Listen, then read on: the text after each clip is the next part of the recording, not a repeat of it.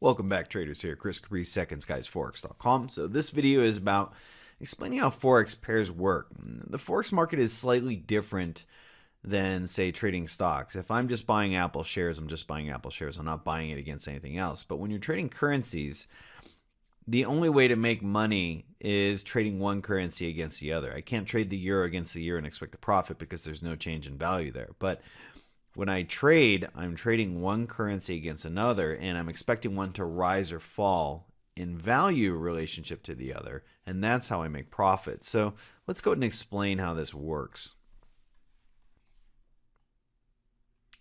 Okay, so what it basically comes down to is you have two ways to look at this. There's really one way to look at it. You have a base currency, and you have another currency, which is called the quote, or sometimes called the counter currency. Every currency for every country has a 3-letter ISO code, and that's the kind of term for ISO 4217. So, for example, the euro dollar is going to be known as EUR. That's its 3-letter code. The US dollar, USD, United States dollar. Japanese yen, JPY, Japanese yen. Australian dollar, AUD, Australian dollar. So every currency has its own 3-letter code. And so when you are trading currencies against each other, trading Forex pairs, you're going to see something like this, EUR USD. That's the euro versus the US dollar. So this is the language and structure of how we talk about currency pairs. Now, I talked about this before, base currency and quote counter currency. I'm going to give you a nice example here. So let's say the euro versus the US dollar. The euro US dollar is at 1.1425. That's the current. Let's just say that's the current price. The euro is the base currency. The second currency here is the quote or the counter currency. And the way this looks is, or translate this, is 1 euro is equivalent to 1.14. You could add the 25 in there, but 1.14 US dollars. So that when you're looking at a Forex pair or currency price, this is how you translate it. The first currency is the base currency. The second one is the quote or the counter currency. And in terms of pricing, one of the base currency is equal to this price. So that's how you translate this. Now, when we talk about pairs, there are some general terms that you're going to see a lot. You're going to hear about majors, you're going to hear about minors, you're going to hear about exotics. And so I'm going to use these next few slides to kind of explain to you what these terms mean when we talk about Forex pairs. So major pairs are any of the G10, generally it's considered that any of the G10 countries with the US, containing the US dollar. So, for example, your US dollar is considered a major because it's one of the G10 countries and it has the US dollar in it. GBP, Great British Pound to the US dollar. USD JPY, dollar yen. USD CHF, Swiss franc, dollar Swiss. USD CAD, which is a commodity currency. Aussie US dollar. Kiwi and New Zealand dollar versus the US dollar. These are majors. So when somebody talks about major, they're talking about a G10 country or a major pair. They're talking about a G10 country and a US dollar in there. And the US dollar, if you notice, can either be the counter currency or it can be the base currency. So those are any of the majors. When we talk about the minor pairs, these are currency pairs that are not containing the US dollar. So let's give some examples. And these are G10 countries, but not part of they don't have a US dollar in the currency pair. So euro to Swiss franc, euro to the Great British Pound, euro to the Japanese yen, pound to the Swiss franc, pound to the yen, pound to the Australian dollar, and so forth. Those are considered minor pairs. Real quickly before I go on to exotics, the reason why they call these major and minor is because the major currencies are ones that have the greatest transactional flow to them. They're part of the G10 countries. There's a lot more flow going through G10 countries than going through smaller non-G10 countries. So they're called majors because they not only contain the US dollar, but that's where the most transactional flow is going through. Minor pairs are going to have less transactional flow going through them, but they're still pretty poignant and have a lot of liquidity. So that's really kind of the explanation between majors and minor pairs. And then we have exotic pairs. And exotic pairs are pairs that are made up of any one major currency and one emerging market currency. So you could have the USD to the Hong Kong dollar, or the US dollar to the Singapore dollar, or the US dollar to the Swedish kroner, or Mexican peso, or Danish kroner. That can also include an exotic pair, can also include euro versus the Hong Kong dollar, euro versus the Singapore dollar, or the Swedish kroner, or the Mexican peso, or the Danish kroner. So exotic pairs are basically one major with an emerging market currency. Now, the one thing you need to understand about exotic pairs is that they are going to be less frequently traded and therefore less liquid. That means that the spreads will be larger. So you notice that the spread between the dollar and the Mexican peso is way larger than it is on the euro versus the US dollar. Because they're traded less and because there's less transactional flows going between them, they're going to have wider spreads and they're going to have less liquidity. And they can often have quite a lot of volatility. So it's important to understand the difference between majors, minors, and exotics. Okay, so we're going to explain a little bit further in terms of the spread. And this is something that's important to understand about when you're trading currency pairs. So when you're trading a currency pair or a Forex pair, you're trading one currency against the other.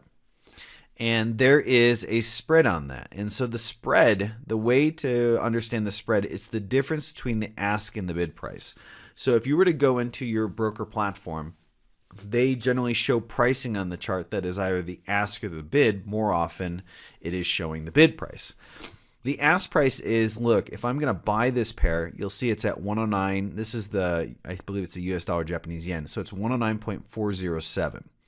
So if I want to buy it right now, it would be 109.407 would be the price I get. If I want to sell it, that's the bid price here. That's 109.404. So you see the difference, 404 to 407? That's the spread. The spread is the difference between the bid and the ask price. And that's how your brokerage makes money. So that 0.003 difference is how your broker makes money.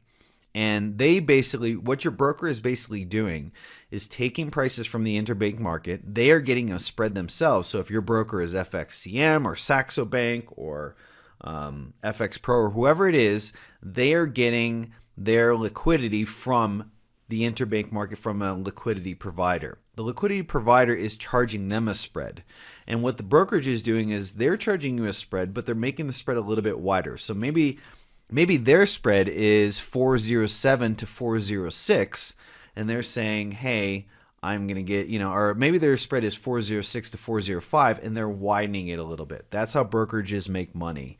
They make their money from the transactional spread. That's mostly how brokers make their money. So, but I'll get into more of that later when I talk about brokerages. But it's just important for you to understand that the spread is the difference between the bid and the ask price. Another term for bid and ask is buy and sell price. So as I mentioned, this is the market maker fee.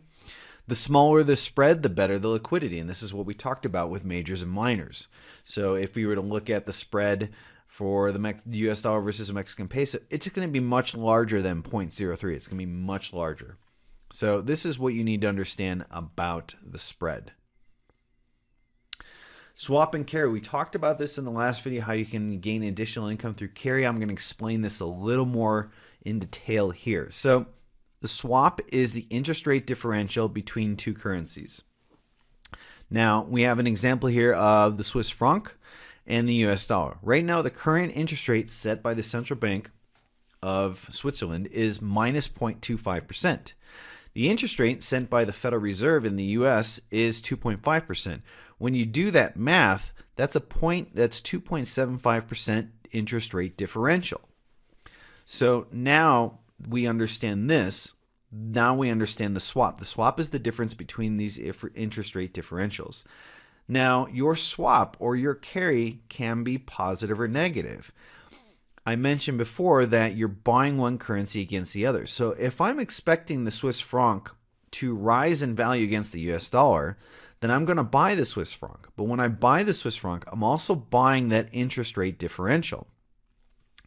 And so if I'm buying the Swiss franc and I'm selling the US dollar, then I'm paying 2.75% interest per day that I hold the position past 5 p.m. New York time.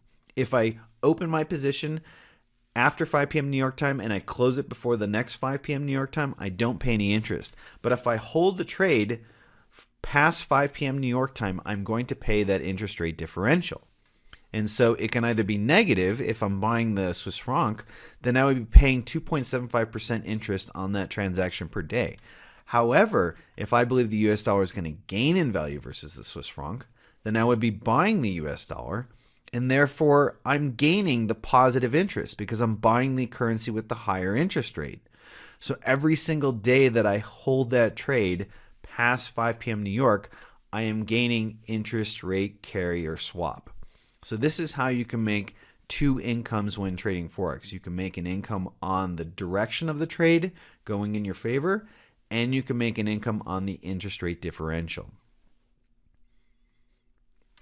So that's pretty much it for this lesson. I hope this has given you some good information about the terminology of how to look at a currency pair and understand what it means.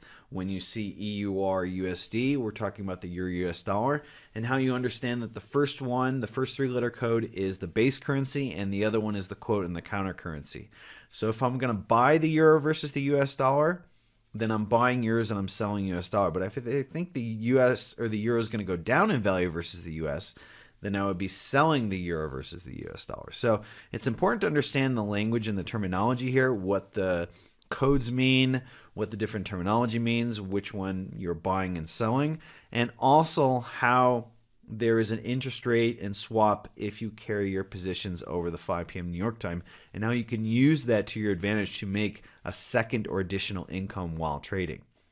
So that's pretty much it for this lesson. I hope you enjoyed this video, and I will see you in the next lesson.